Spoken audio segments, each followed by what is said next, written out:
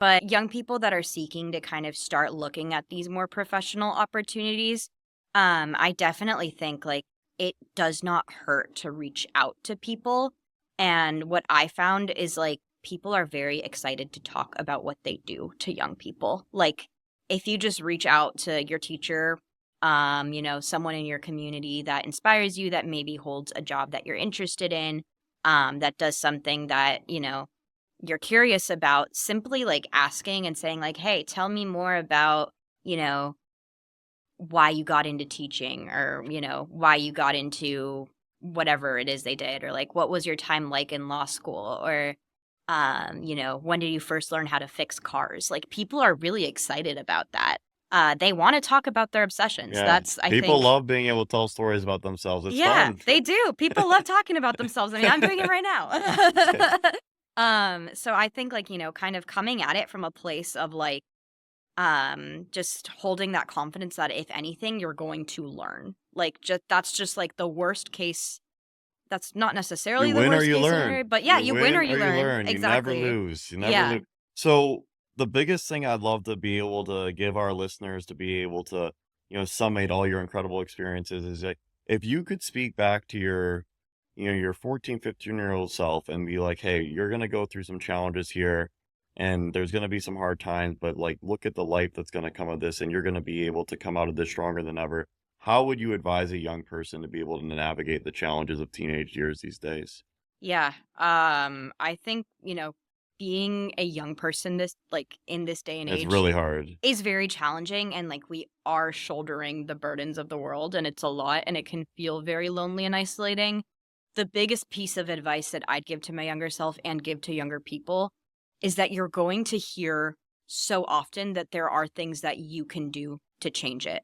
Just go get more sleep, take some deep breaths, get outside more.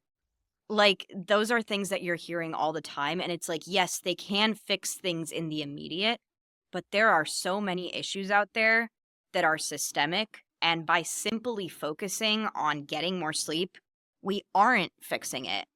We have to be able to conceptualize bigger picture why we are taking those actions.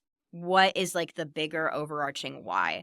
Because if you tell a young person to get off their screen, but don't give them a reason to, they're not going to do it. So it's just a matter of like, for me, it became like, okay, telling me to get more sleep is not going to fix the mental health crisis, but explaining that I need to take care of my body and my mind to the best of my abilities in order to be able to, contribute to the collective, to contribute to communities, to contribute to getting at the root cause of the very thing causing the crisis, which is so much instability and inequity in the world and so many different things.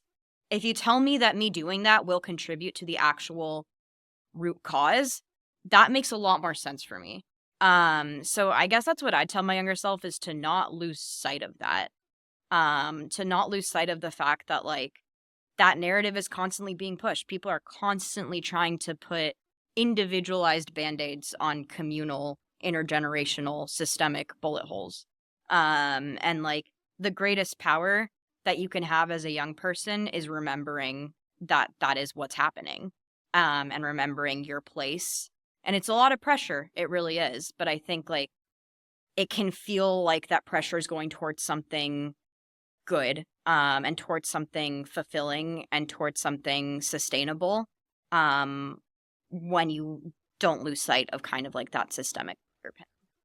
That was really, really well said. I Thank you. cannot even be able to come close to being as articulate as you, but I'm so impressed and I really appreciate how much you care about helping the world. It's just so infectious. You truly care about society and communities. I've heard you say that multiple times. And, we here at Subject Just Believe education is the greatest equalizer. There's obviously not perfect. There's a long way to go, but if we can help more students have a chance of finding their best version of themselves, we'll have a much better world and much better society. And thank you for contributing to it. And thank you, Sophie, to joining me on the subject.